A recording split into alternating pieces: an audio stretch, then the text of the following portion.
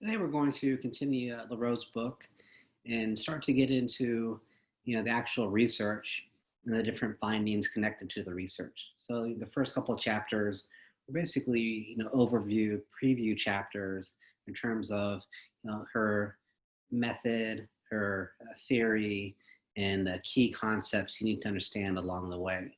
So it's kind of reminding ourselves, some key ideas from the first two chapters. We talked about the overall focus of the research, the overall focus of the book. So we're looking at how two different variables, the variables of race and social class, shape, influence parenting styles. So, how does one's race influence how they raise their kid? How does one's class background influence how they raise their kids? And then we're looking at how these parenting styles, in turn, as a consequence, contribute to the reproduction of social inequality. And basically, this is that idea of class reproduction that we talked about, how people are more likely than not to stay within their class background. Upper class people stay in the upper class, middle class stay in the middle, working lower class people tend to stay in the working and lower class. Yes, mobility is possible. People can move up or can move down in class, but for the most part, people stay within their class backgrounds they're born into. And so that's what we're looking at here. How does parenting maybe contribute to class reproduction as a whole, and thus how does it contribute to inequality staying where it is, where people aren't moving up in class? Inequality is going to remain there. It's going to remain the same. So the two parenting styles that emerged during the research we talked about, conservative cultivation, the CC parenting style, and the accomplishment of natural growth, the NG parenting style. So I always like to say, all parents have, the best intentions for their kids. LaRoe is not trying to argue that one parenting style is inherently better than the other. Like we'll talk about today, the parenting styles both have benefits and both have drawbacks. So she's saying not necessarily that one type of parenting is better than the other, but she finds during the research that yes, parenting does contribute to the kids developing different skills, and those skills can help kids in the future. And if you lack those skills, perhaps it can hurt you in your future when it comes to class mobility overall. So we'll start to get into that further. But all the parents are doing what they think is best for their kids, and so it's not about being a better or worse parenting. Just different types of parenting and different consequences for the kids. So now we can get into the thesis of the book. So the focus, going into the research, she wanted to look at both race and class and then see how they influence parenting. And throughout the research, she found that both variables matter. So race does influence how a parent parents, class does influence the same thing, but overall, the variable social class outweighs the influence of the variable of race. So here we can start to get into the thesis, the main argument being put forth throughout the book. Different social classes shape different parenting styles. So if you come from upper middle class, you tend to parent in one way, and that's that CC parenting style. Or if you're from the working lower classes, you tend to parent in a different way, the NG parenting style. And these parenting styles, as a result, provide children different life chances. And we'll get into those different life chances today and kind of at the end of our discussion. So to support her thesis, kind of the three main connections she makes between class and parenting styles. The three main ways she supports her thesis is by looking at organization of daily life. So basically, how the kid's life is organized on a daily basis. And that's what we're going to go over today. And then the second way she supports the thesis is by looking at language use in the family. So how a parent uses language in the family and the consequences of the different uses of language. And then finally, they look at how families interact with their kids' institutions. So basically, the three main connections they use to support their research.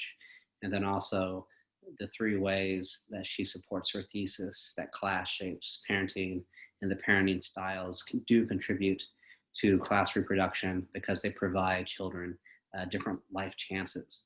So, in other words, if all the children were provided the same life chances, then nobody would have an advantage. But the CC kids acquire certain skills that give them more life chances compared to the NG kids. Thus, they're starting from a different starting place compared to the NG kids. They have a better shot at maintaining their middle upper class lifestyle. So unpacking the reading for today, we're looking at chapters 3, 4, and 5. So every chapter represents a specific family and a specific child within that family. But we can also generalize these chapters to the parenting styles as a whole. So for example, when we're looking at chapter 3, Garrett, we're looking at the CC, concerted cultivation parenting style, and his chapter can be generalized to other CC parents and other CC kids. And the same thing can be held true for chapters 4 and 5, looking at two other families and two other kids. But here we're looking at the NG parenting style. Although we're specific when looking at Tyreek or Katie, we can generalize these same patterns to other NG kids and other NG families. So always take note, when you get into the chapter, both variables, the kids' race and the kids' class background, because then you can start to see how one matters more than the other. So for example, here we have two white families, Garrett and Katie. And so if race mattered more than class, then the parenting style should be more or less the same because they share the same race. They're both white. But if their parenting styles are different, how can we explain that difference? Well, it's because they're different class backgrounds. And so that's what you see, different parenting going on with Katie, chapter 5, compared to Garrett, chapter 3. Although they do share the variable of race, their class background differs, and that can be used to explain the different parenting styles. Similarly, you can look at chapters 4 and 5. The racial variable is different. Chapter 6, we're looking at African-American kid, African-American family. And then again, with Katie, you're looking at a white kid and a white family. And although they differ in terms of racial categories, the parenting styles are more or less the same. And you see a lot of similarities, although race is different, but they do share kind of that class background. So that's why you do see more of that NG parenting style. So, I wanted to break down the 3 chapters and hopefully an efficient way to kind of put a lot of information up here, but kind of in one place where we can walk through it together to really kind of understand the arguments. And so we'll look at the different types of parenting when it comes to daily life organization, and we'll try to explain, why class is making the difference, why class produces one way of parenting or the other, and then we'll look at the different consequences of the parenting styles for the kids and how those kids are more likely to reproduce their class positions as a result. So all this information we talk about today, will be information that can be used to guide your paper, or actually can be used within your paper for the report. So we're looking at the concerted cultivation and natural growth parenting styles. And then within it, we're looking at kind of the daily life organization. So the kids' schedule, kind of on a day-to-day basis, the kids' playtime, is the kids sharing space with adults frequently on a day-to-day basis or not? And what are the family ties like? Are they often spending time with family, extended family members, or are they more often with kind of non-family members? So when you look at these things, we can just basically compare the CC and NG parenting styles. And, we want to be careful not to come across as, black and white, 100% here, 0% there, because there can be overlap. But for the most part, she does find differences, real differences in terms of the parenting.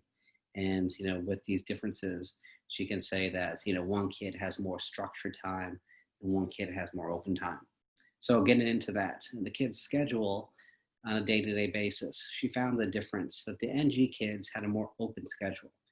basically didn't have a lot of things formally done, in terms of formally they had to do on a day-to-day basis. Perhaps they had to go to school, maybe go to a certain practice, but their schedule was open compared to the heavily structured schedule you see in the CC kids. So she gives a good illustration in chapter 3 of this, how the kid basically has multiple activities going on, 6-7 days a week. So a very full schedule, a structured schedule was common for the CC kids, and a more open schedule was common for the NG kids. And then we get into a playtime. So what does the playtime look like? And for the CC kids, it was very formalized. Basically, during your playtime, during these activities, you're being told kind of what to do and how to do it. It's formalized often because, you're at a certain practice where your instructor is telling you when to, play this, or, when to do that. You're at a sport where you have a coach telling you kind of what to do and how to do it. So the playtime is a reflection of kind of that structured schedule where you have all these activities going on. And in those activities, usually you have an authority figure basically formally telling you what to do and how to do it. Now we can compare that to the NG kids where their playtime is more informal. Basically they're doing what they want to do and how they want to do it. They can stop doing it if they want and do something differently. And again, that's a reflection of their open schedule, where when you're not involved in a lot of structured activities, you're not going to get a lot of formalized instruction. So you're going to be kind of more doing it on your own compared to the CC kids being told often kind of what to do through that coach, through the instructor. So now we can jump down to, again, on a daily basis, how often are these kids spending time with adults, whether it be a parent, a teacher, a coach, an instructor. And so again, just there's a difference, but we're not trying to say that the NG kids don't spend time with adults, because they do, but this not as much time as the CC kids. So we say in comparison, the CC kids tend to be in the same spaces, the same spheres with adults. There's always a parent present, there's always a coach present, an instructor, a teacher, compared to the NG kids. Time-wise, they don't spend as much time around those authority figures. More often they're with their peers, people of their same age group, or sometimes just with a sibling, or sometimes simply by themselves. And so finally we can say that family ties also are different. LaRoe found that the CC kids, in comparison to the NG kids, tend to have weaker ties. And again, this kind of makes sense if you look at kind of the structured, schedule where you have all these activities going on throughout the week. And if you're at these activities throughout the week, that leaves you less time to spend, with your family, with extended family members. And with a more open schedule, it provides you kind of more time to spend with family members as well. But we'll get into why class is a factor, why the NG kids tend to have stronger family ties, both kind of immediate and extended family compared to the CC kids. So here, we'll start to get into, the nitty gritty of LaRoe's approach. So, why does class matter? So, in kind of the big part of your paper, I ask you to look at those three connections that we'll talk about: daily life organization, language use, and how families interact with their kids' institutions. But I also ask you to talk about why class matters. So, why class is creating these differences when it comes to the kids' schedule, the kids' playtime, so on and so on. So when we look at the role of social class, why class matters, we're highlighting different class-based resources. These class-based resources are what creating, these resources are what is creating the differences of parenting styles. So, there are many different class-based resources. The first thing that typically comes to mind is money. So money you can spend, money you don't have to spend. Time is another class-based resource. Lifestyle, basically this is what's normal in terms of what you do on a day-to-day basis. adult experience. So kind of from the perspective of the parents, are they beat at the end of the day? Are they real burned out when they get home from work? Or perhaps, is their job not as hard on them emotionally and psychologically? So we'll get into all these things and why they matter.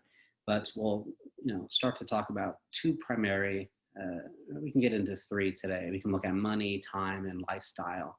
So, the kid having a very open schedule compared to a full schedule definitely connects to the resource of money, because these activities all come with a certain price, a fee that you have to pay to play, different equipment you have to buy to play. So everything comes with a different fee, or some type of finance connected to it. So if you don't have the money, you can't pay the fee. You don't have the proper finances to acquire what you need. So that's kind of one factor that you see. These kids have a very full schedule because their parents can afford their kids to have a very full schedule. And that's where you start to see the NG kids, maybe they would like to be involved in more activities, but they can't afford them. So typically that's why you see, you can pick one thing to do, and that's the only thing you're going to do, because we can't afford to have you juggling all these different activities at once, because we can't afford all those activities. So money is definitely a factor there. Then it trickles down a little bit. And so if you have the money to enroll your kid in all these activities, the kid's going to have very formalized playtime, because he'll be around, the instructor or the coach. And then when the kid's always around the instructor and the coach, the kid's going to be sharing spaces with adults a lot. So you start to see this kind of trickle down effect here with money. And the same thing holds true for the NG kids. When you have a more open schedule, because you can't afford to enroll your kid in all these activities as a result, and the kids' playtime is going to be more open, more informal. And when you're not around coaches and instructors all the time, and then you're going to be kind of around your peers or by yourself, kind of separate spaces from adults. So again, you can see how money is a big factor in all three of those characteristics: schedule, playtime, and adult spaces. But time's a factor as well. So, perhaps, you can afford the money that comes with the activity, but you don't have the time to get your kid there and back. You don't have the time to travel during weekends. So, time is a big factor as well that's connected to class. Often middle, upper class families, so CC, parenting style families, often one parent is staying home, kind of looking over the kids, and the other parent is working. So that kind of leaves the other parents really having the time to take the kid to and from all the different activities. And in comparison, and the kind of working class families, sometimes you see a higher amount of single parent families where the parent is, working, and they don't have a second person there to kind of run around the kid. And the two parent families and the working, the lower classes, both parents tend to work. So again, that leaves you a little time to kind of run around to all the different activities. In addition, we can say kind of the often upper class, middle class jobs are more flexible jobs in nature, where you have kind of more control over the hours and when you come in, when you leave your work, compared to working class and lower class jobs. You don't have that control, over your schedule as much. You have to come in when the boss tells you, and you have to leave when the boss tells you. So again, that's a time factor that, the upper class families, middle class families can move things around much easier to, be flexible with the kid's schedule. And the working class, lower class families, they don't have that power to kind of move around their schedule as much. So again, different factors related to class, time as a resource, money as a resource, and how it relates to creating different types of parenting, the different types of experiences that the kids get on a day-to-day basis. And so finally, looking at the characteristic of family ties, we can say that, money is a factor here as well. If you have the money to pay for, a babysitter, you don't rely on family members to look over your kids. If you have the money to pay for a nanny, or if you simply don't need anybody to look after your kid because there's a stay-at-home parent with the kid, then you're going to build kind of weaker ties as a result, compared to often in the NG families. They can't afford a nanny, they can't afford the child care, they can't afford the babysitter, so they rely on their family members, a brother, a sister, a cousin. And so here you start to see these stronger family ties emerging, because you rely on your family members more, and because you can't afford kind of other people to do it for you. And another thing that ties into this is, when you're always running around doing these activities, that leaves you little time to spend with family members. You like to get together and to hang out with, your cousins, but, you have a game that weekend, or you have a recital that weekend.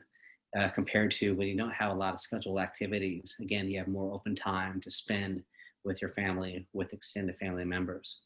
So again, it's not only recognizing the differences that exist in terms of structured and open, formal and informal, but we have to also recognize why those differences emerge, and we explain those differences through the role of these class-based resources. So now we can start to get into kind of that last part of the thesis, how the parenting styles create class reproduction, where the kids in the CC parenting style are likely to reproduce their class background, compared to the NG kids, who are also likely to kind of stay within their class backgrounds. And so what LaRose starts to see throughout the research, the skills that the kids acquire kind of throughout the different parenting styles tend to be different types of skills. The CC kids get these organization skills, while the NG kids get creative skills. And overall, she kind of adds up all these skills and saying that the CC kids get institutional skills, skills that are very compatible with succeeding in social institutions such as school, such as work.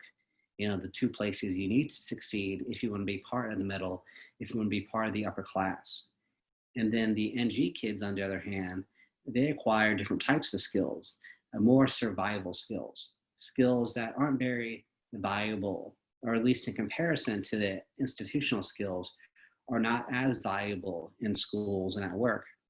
But these survival skills are very valuable when it comes to navigating and surviving kind of working class environments, lower class environments, where you hit more obstacles, you experience higher rates of crime, compared to the livelihoods in the middle and upper classes. So that's kind of the main arguments. And so specifically looking at kind of the schedule, when you have a very full schedule, you start to learn to organize your lives in a way, because when you're juggling all these things, you have to learn to be organized. You learn these time management skills, and these skills are very valuable, especially when you go to school, especially when you're being asked to take all these different classes and complete all these different assignments. You need organization skills, you need time management skills to thrive within the university environment. And the same thing for work. When work is throwing all these things at you at once, you need to stay on top of those things. Thus, you really need those time management, organization skills. Now, the NG kids, because of their more open schedule, they're not going to acquire the time management. They're not going to acquire the organization skills. But what they do get are these creative skills. They don't have people telling them what to do and how to do it. So they have to be creative to kind of, do it on their own. And so again, creativity is a positive skill, just like, organization is a positive skill. But the idea is, when it comes to succeeding at work, succeeding at school, again, the places you need to succeed if you want to, thrive in life in terms of being part of the middle or upper class, the organization skills are worth more than the creative skills. So that's kind of the argument. Both parenting styles give the kids proper skill sets, but these skill sets don't weigh this, don't weigh the same in these institutions. If you had to pick one or the other, the organization skills are much more valuable than the creativity skills when it comes to succeeding at work, when it comes to succeeding at school. Creativity has its place in time, but you don't want to be creative when it comes to an assignment. Just do what the boss tells you to do. Just do what your teacher tells you to do, and do it in a timely, organized manner. That's how you succeed.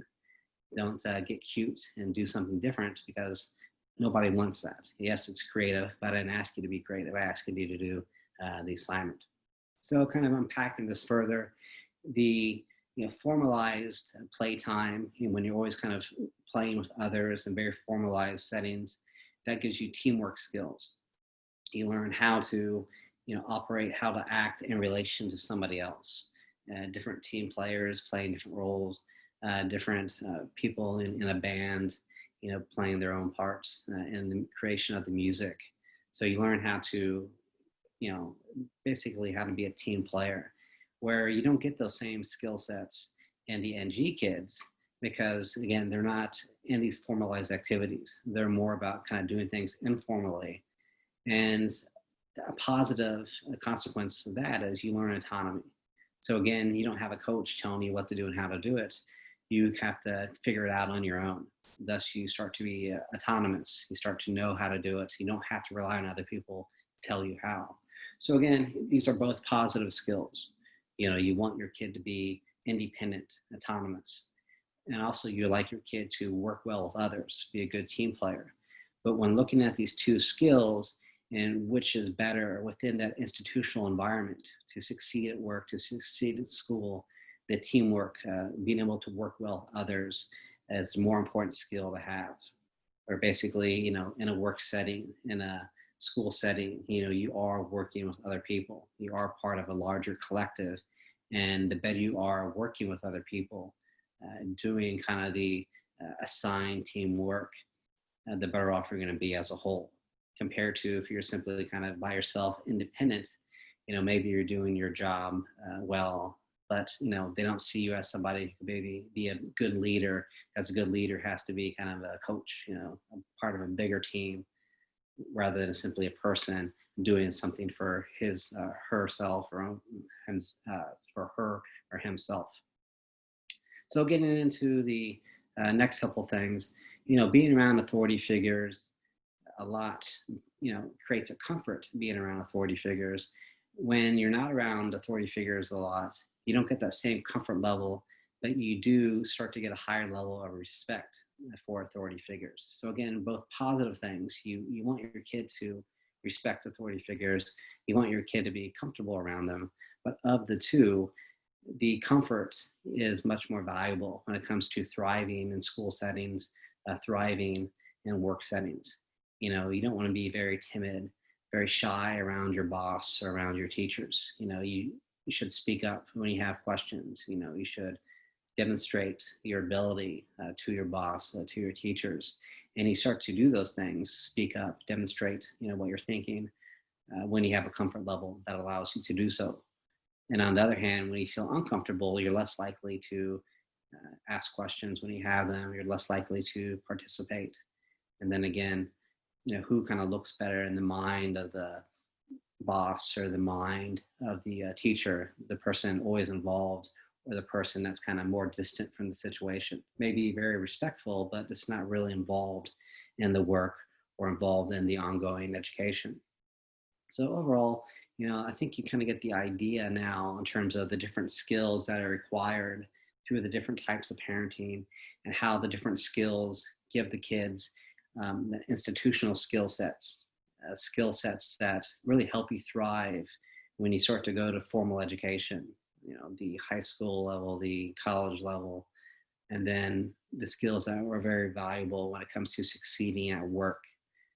The NG kids get other types of skills, skills that may not be as valuable at work and at school, but skills that are very valuable when it comes to navigating working in lower class environments. When you don't have a lot of money, you need to be creative. You need to learn how to get by with less. And when you're creative, you learn how to, do more with less. You learn how to get by when you don't have a lot of resources. Often, you have to kind of go through things on your own. You can't afford to pay a bunch of people to help you through it. So you have to learn how to be independent. And again, you have to learn respect for authority figures, because unlike, the upper and middle class environments, you may find yourselves in these situations where if you're disrespectful, that could, end very badly for individuals. So again, these skill sets are both valuable for the kids, but they contribute to the class reproduction because the CC kids kind of have a head start on the NG kids when it comes to school performance and work performance. And then the NG kids, their skills are very valuable kind of on the streets outside of the institutions, but the skills are not as valuable inside the institutions, in the school, and the work. So again, a lot of information today, but if you really kind of take your time to go through this and kind of think about what's going on, you start to see those connections, how class shapes parenting and how the parenting styles result in promoting that class reproduction by providing the kids different skill sets and how those different skill sets help the kids thrive in the school environment, or skill sets that simply kind of help kids survive in their daily lives kind of outside of school and outside of work. So I'll leave that there for now. And as always, if you have any questions, please reach out to me and let me know.